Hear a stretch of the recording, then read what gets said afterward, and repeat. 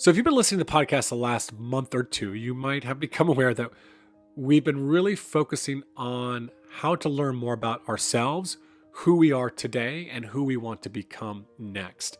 We've been coming at this idea or this concept of identity from a lot of different angles. And today's episode is going to be a really good conclusion to this running theme that we've explored over the last month or two. We're continuing our conversation with Brad Stulberg. If you missed it in last episode, we kicked it off there. Brad's the author of The Master of Change, a phenomenal book. And we're discussing in today's episode how important it is to develop what he calls a fluid sense of self. Also, he's going to challenge us to really rethink how important personality and style are in leadership. I know his book and this conversation have shifted my perspective, and I think you'll find it does so for you as well. Welcome to the Coaching Culture Podcast, the podcast to help you grow as a leader and build a better culture. My name is JP Nurbin, and I'm joined by my friend and co-host, Nate Sanderson. In addition to this podcast, I'm a leadership coach and culture consultant. To learn more about how my business TOC can support you, your team, your organization, visit tocculture.com. You can also subscribe to our weekly newsletter at that website and get the notes to this and every episode of the podcast. Now, in today's episode, our other co-host, Betsy Butterick, sat this one out, but you can learn more about Betsy, who is a leadership coach and communication specialist as well. You can learn more about her at betsybutterick.com. Now, I want to kind of, focus our conversation here in the second half on this term, a phrase you use in the book, cultivate a fluid sense of self, right? So we've spent our time talking about our identity, making that a little bit more multifaceted, not being tied to just one thing, which I think is really difficult because as coaches, we spend all our day in coaching, right? Everyone calls us coach, right? It's so easy as a coach to get our identity, tied up in coaching, and the same as an athlete, right? We might go to school, but it's probably what we do after school. It's what we think about. It's the presents we get for Christmas. They're probably something related to our sport, right? It's so easy for us to get caught up, our identity to tied up in what we do in coaching or performing as an athlete. So this idea of cultivating a fluid sense of self, and just maybe you thought you could give a little bit of an overview of what you're really trying to encourage people to do in that. It's hard. Anytime that you practice a craft, and coaching is a craft, writing is a craft, physicians really struggle with this. Doctoring, if you're going to do it well, is a craft. And part of what makes a craft is it's an expression of who you are. So you don't just go work a 9 to 5 and fill out the spreadsheet and come home. Coaching is you. Writing, that's you. Doctoring, that ought to be you. So it's the blessing and the curse. How fortunate and blessed are we to have something that we spend so much of our waking hours on that is an expression of us and can be. And then the curse, of course, is, well, how do you not let that thing just become all consuming? Because when things are going well and it's all consuming, it's great. But then when things aren't going well, or when things shift and it's all consuming, it's not so great. The metaphor I like to use here is of a house. So if you've got a house and it's only got one room, and that one room floods, you're screwed. It's going to be very disorienting. You got nowhere to go. But if you have a house that has multiple rooms and one room floods, you can go seek stability and refuge in the other rooms. And when we think about constructing a fluid sense of self and identity, I think the work is making sure that we have a couple of rooms in our identity house. So yes, the coaching room might be the biggest room. It might be the room you spend the most time in, might be the room that is the most nicely decorated, but you also want to have other rooms. Those other rooms could be parent, partner, spirituality, German Shepherd lover, coffee aficionado, gardener, weightlifter, athlete. It doesn't matter what the other rooms are. It's just important to have some other rooms. And this isn't about being balanced. I'm not asking you, again, to spend the same amount of time in each room. It's just about making sure that the other rooms don't get moldy. And I just think it's so important because you never know when you're going to need those other rooms. And again, when everything is rolling and everything's going well, it's totally fine if your identity is fused with your craft. But When things aren't going well, that's when it gets challenging. For an athlete, when you get injured or when it's time to retire. For a coach, when you start losing or when there's like, let's just be real, when there's politics with the AD and you could be doing everything great and stuff completely out of your control can like derail a season or derail that part of your career. If that's your only thing, well, then of course, depression, anxiety, substance abuse is going to follow. So, really, resiliency throughout hardship and throughout change, I think, requires having some other rooms in your identity house. Yeah, and I've heard you use that metaphor a number of times, and there's another piece of that too that kind of ties into what we've already talked about with core values. Is that I think that when there's a consistent architecture, there's a consistent flavor from room to room. That I know I challenge myself on this, where we talk about love with our team, and I really try to make sure our players know that we appreciate them and we care about them. And then I slip up and then I'm an asshole at home to my own kids, or my wife or whatever it might be. And it's like, that consistency. Yes, I'm in different rooms of the house as you described, but I still want those core values, that sense of myself, that rugged sense of myself, to be consistent from room to room. That's it. That's the name of the game. Otherwise, the rooms are really disjointed. So, like, what makes a beautiful house beautiful, or what makes a house easy to live in, is it's just fluid. Like one room flows into the next. They're different. They have different purposes, but they're really nice and bound together. And how do you get that? You have a good architect that has a good philosophy for what a house ought to be. And in this metaphor, that's your core values. Because you're right. If you just have like 5 different rooms and they're completely siloed off or they're in conflict with each other, it's going to be really abrupt going from one room to the next. But if the rooms are different, but the core values underlying them are the same, well, then you've got a nice house. In science speak, this is what it's called to have self complexity. So, self complexity is born out of 2 features.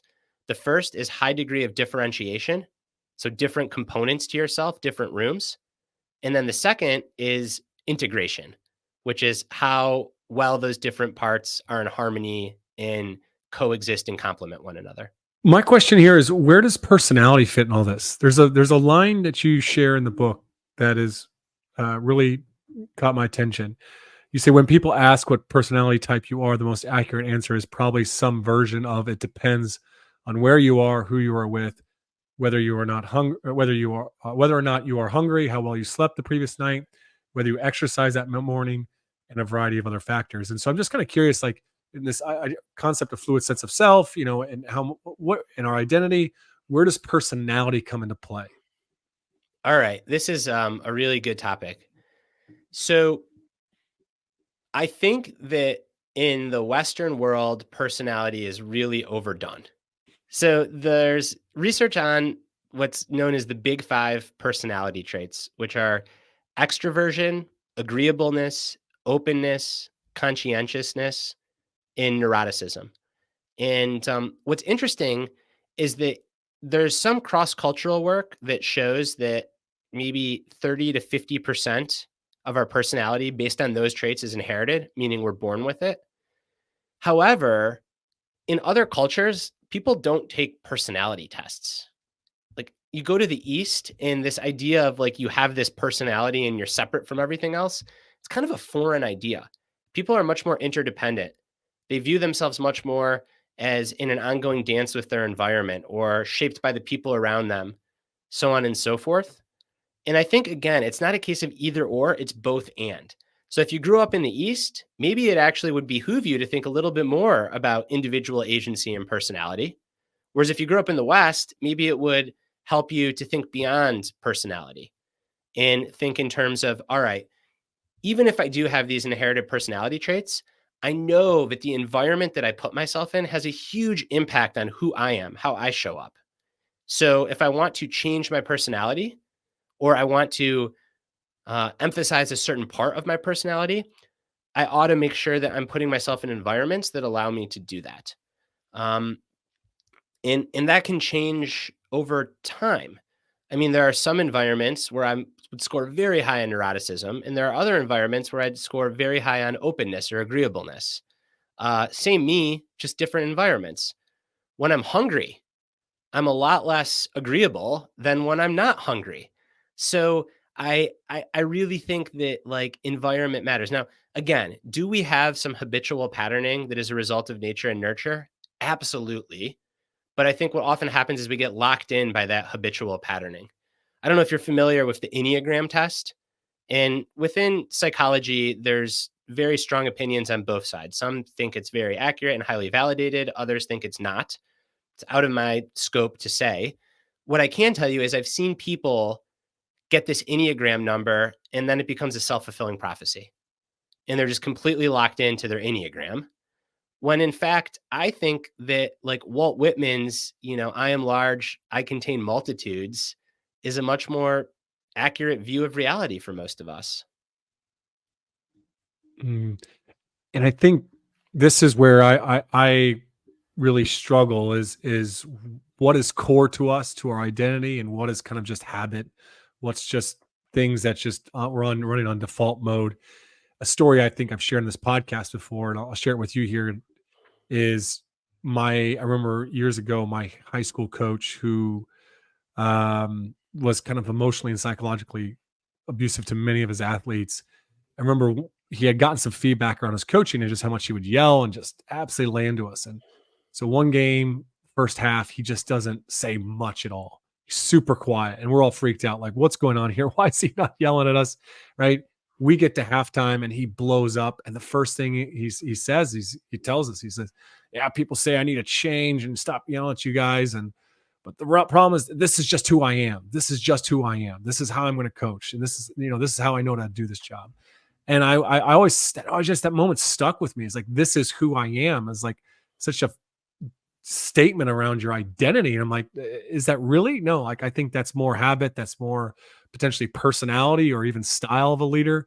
I think so often as leaders, I know myself as a coach, I was like, oh, I'm just passionate. And that's why I get on the refs, and that's why I take my jacket off and I throw it on the chair and I, get really excited and stomp my foot. But then it was like, but there's other parts of me that I can tap into. This isn't me. This isn't core to me. So I don't know if you have any thoughts on that. I think that the "this is who I am" speeches, when I've heard them, tend to come from assholes.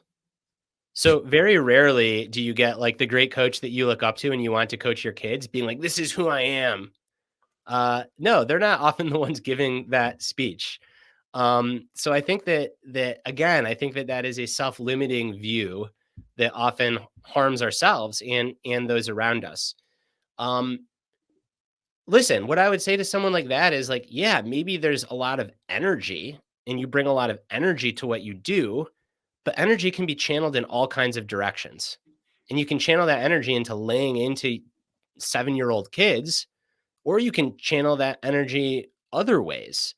And I think that we do have a lot of say in how we channel our energy or how we take our innate temperament and use it. Um, so it's a dance, again, between not this or that, but this and that, between accepting that certain parts of ourselves are innate, but how can we define those parts really broadly so that then we can be flexible in how we apply them in how we use them? Yeah, that's really great. I'm curious, the coach that, one of the, pushbacks on this encouragement to explore change in your coaching is around style, and I don't know the connection between style and personality, but sometimes coaches will say, well, this is, my style of coaching, and everyone's got their own style, and you need to respect other people's style. How might you work with a coach in that seems to be attached to their style of coaching? Yeah, I would ask them to think of a master craftsperson. And I would say, well, does a master craftsperson have one tool or do they have a lot of tools? Normally, they got a lot of tools. And maybe they're the best with one tool, but they still have a big toolkit and they're at least competent with just about all of them. So I'm thinking of a musician. Like all world class musicians can play every instrument better than the three of us. Even if they are a guitar player or a vocalist or a saxophone player or a pianist, they can still do all the instruments.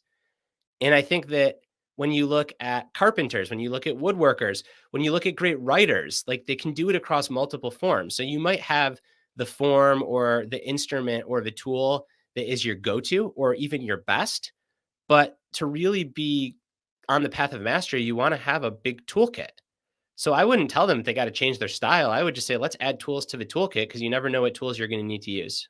So I think that begs a question here, and I don't mean to ask this from three different angles here, but there's a lot in literature or a lot of in modern coaching books about the importance of authenticity. If you ask anybody, you're going to take over a new program, the number one thing that everyone says is, well, you have to be yourself. You can't copy somebody else. You can't be Dean Smith, or Bob Knight or whoever. You have to, again, it goes back to know who you are and you have to operate from that place.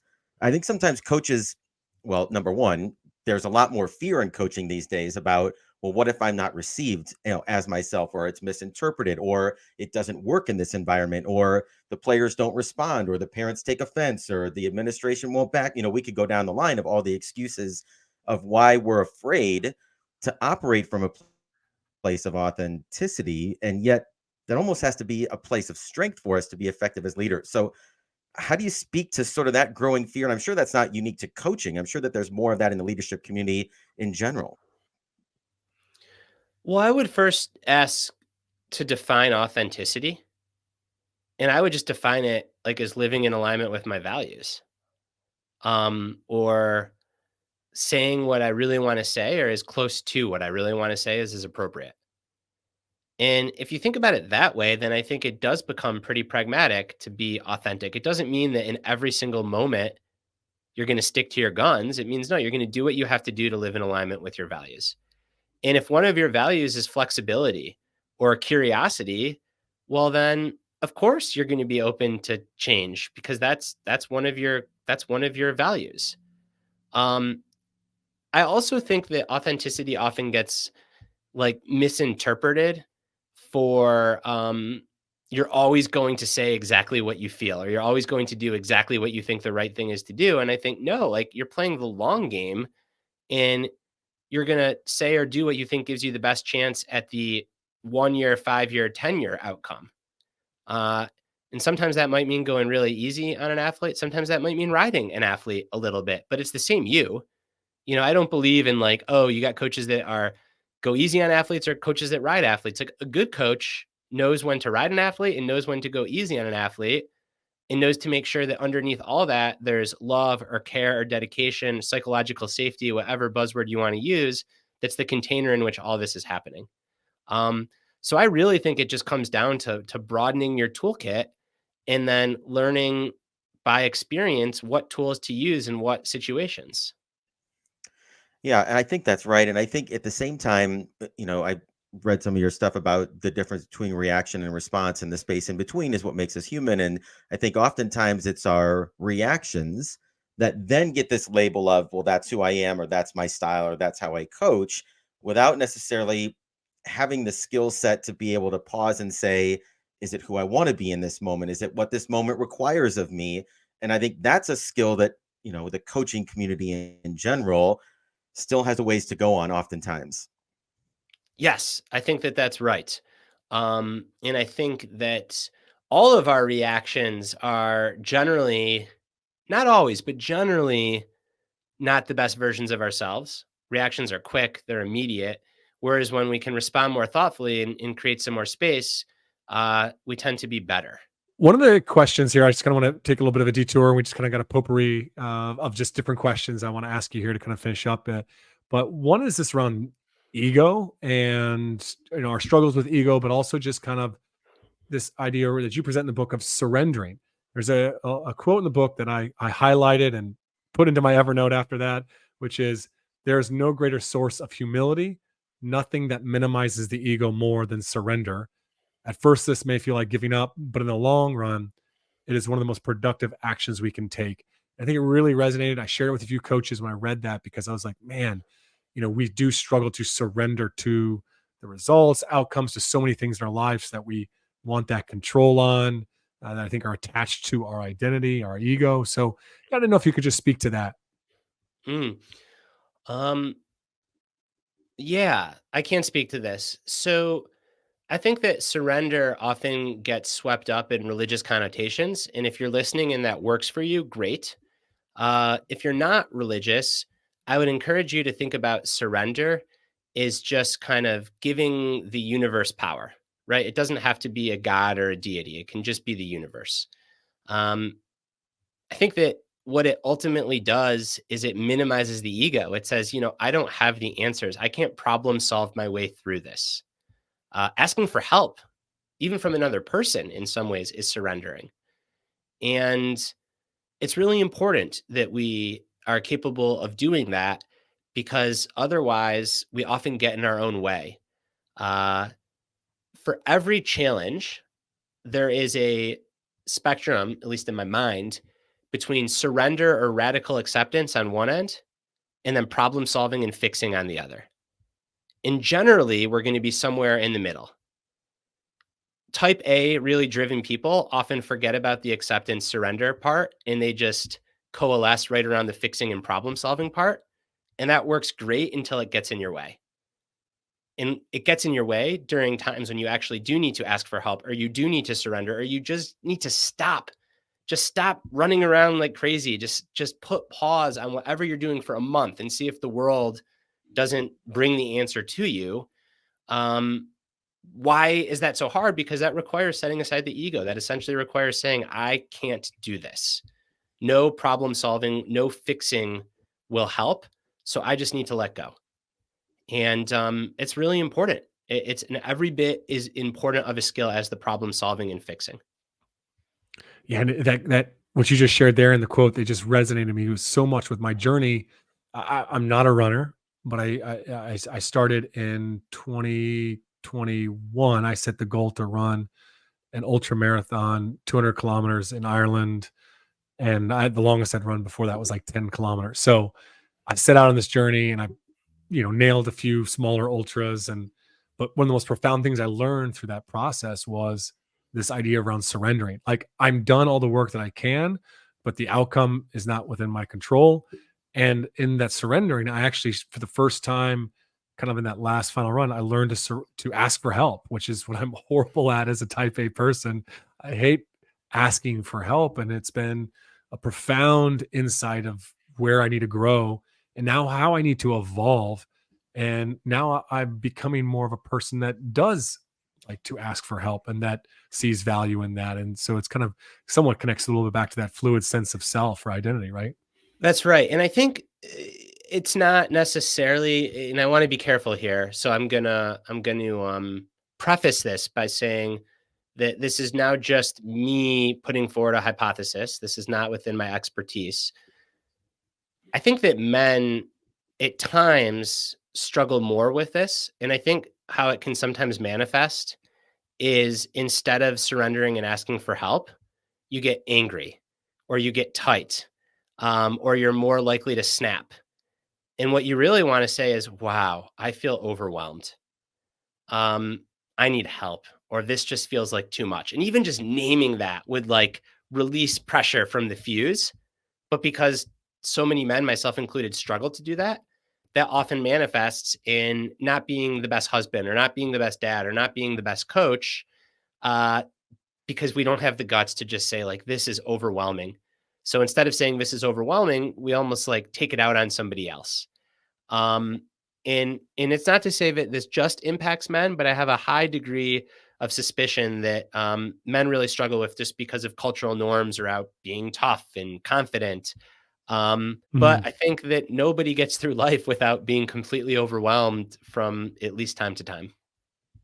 Yeah, I wonder if evolution plays a little bit of a role in that as well too. But I totally resonated with you, and that's so much of my journey in leadership, and then even as a father and a husband has I mean, just that's been it. Is a father yeah. and a husband, like where I see this the most, and it's something that I continue to work on, and I think I've made progress. You'd have to ask my wife, but we have such a good marriage. I'm so fortunate. Whenever there's tension, it tends to be because it takes me a day to just say, Caitlin, like I'm really just overwhelmed right now. That's it. Mhm. Just saying it. Even if it's stuff that like has nothing to do with like it's even worse if it has nothing to do with her, the marriage. It's like, I'm just really overwhelmed. She's like, well, then just say that. Um, Mhm. and I'm getting better at that. And I think that's an important skill for all people, but perhaps especially for guys to pay attention to. All right, just a quick timeout to let you know about a resource that can help you get more intentional and less reactive. I think most of us would want to grow in this area. But as I learned a few years ago, we need to know a better way of reacting, a better way of responding. The TOC Transformational Coaching and Culture Certification will teach you and train you and your staff to be more intentional in your leadership. To learn more about the course, go to tocculture.com and click on the certification link at the top of the page there. We'll also put a link in the details of this episode. Another question, just kind of a random one here, just that I connected with in the book, was you just talk about the pressure to be happy and how Western society places this massive pressure. It spoke to me because I think probably the most irritating thing for me, and I'm sorry for people that say this, and I don't think you're the type of person that says this, but if you are, I'm sorry, but is parents to say, I just want my kids to be happy. And I'm like, oh God, gosh, why are we placing all these expectations on yourself as a parent for your kid to be happy, and for your kid that's what success is, just to be happy all the time. So I that just really resonated with me, was just, this pressure. And I'm just curious where you're seeing that show up in leadership, where you're seeing it for athletes as well. Exactly where you are. And I think that better than I want my kids to be happy is like, I want my kids to feel love, Mm, uh, or I want my kids to find meaning. I want my kids mm, to have a textured life. Um, but the problem with making happiness the goal is then when we are unhappy, which is just a part of being a human, we often will freak out about it or we'll judge ourselves because, well, we're supposed to be happy. I'm not happy. What does that say about me? Instead of just realizing that, hey, like this too, like yes to this too. This is a part of a full, meaningful, textured life. Um, so I don't think the goal should be sadness. But I think that happiness is a state, and when it's there, it feels great, and we should ride those waves, but it ought not be the end goal. If anything, happiness is a byproduct of living in alignment with your values. mm. Are people measuring their levels of happiness too much these days? I mean, I wonder if that was social media and the conversation Maybe. around that, and also personal development books, all self help books. I mean, I What's ironic is the worst way to be happy is to ask yourself if you're happy. Like, we're having a great conversation right now, and if I'm like, "Am I happy?" It's like, "Well, am I happy? I don't really know if I'm happy. What does that mean?" Like, it's Mhm, nonsense. So yeah, I think that people are chasing the wrong goal, essentially. And I think mm, that if we just lowered the bar a little bit and realized that happiness is a mood state that comes and goes, but the ultimate goal is, for me, it's like love, meaning, or texture, some combination of those things. Um, mm. then that leaves a lot of room for sadness and pain and grief and doubt and loss and happiness and joy and excitement and ease. They can all fit in, and we're going to experience all those things. Well, Brad, I want to ask you one more question here. You've got a background in athletics, and obviously, our audience is primarily coaches here.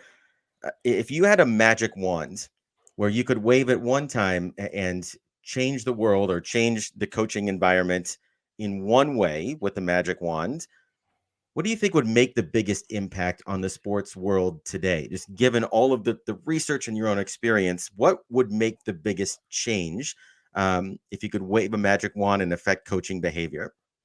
I think it would be at the youth level. And part of this is I've got young kids, so I've been thinking a lot about this. And I think I would ask all youth coaches, and I'm going to define this as high school on down, to develop the person first and the athlete second, and to realize that so few people make it to the world class level. And almost nothing that a youth sports coach does is going to determine that. But you'll determine a lot for all the kids that don't make it to that level in terms of the skills that they learn and the confidence that they gain and the relationships that they make and the values that they take away from sport. Um, I think that parents in particular, I think coaches are well ahead of parents on this. I think you can mess up a potentially national world class athlete, but I think it's very hard to make a national or world class athlete. I think a lot of that is, for better and worse, genetically determined. And I think that the job of youth sport coaches are to really focus on developing people first and then developing athletes second, and using sport as a way to develop people.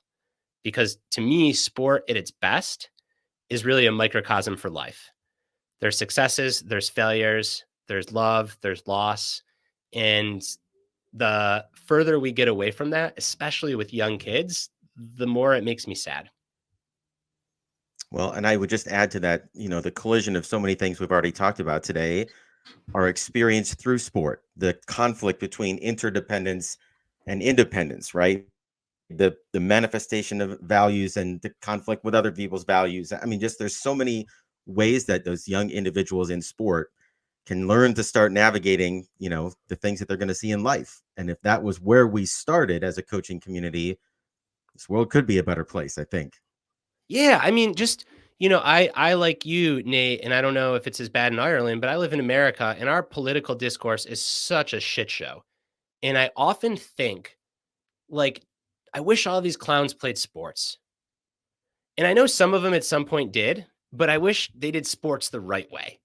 Cause like you are doing real things in the world, you're making yourself vulnerable, you're doing it with other people, and you're failing and you're succeeding, and you're doing it in a way that you can't talk yourself out of. Like there's a score on a scoreboard, there's a time on the clock.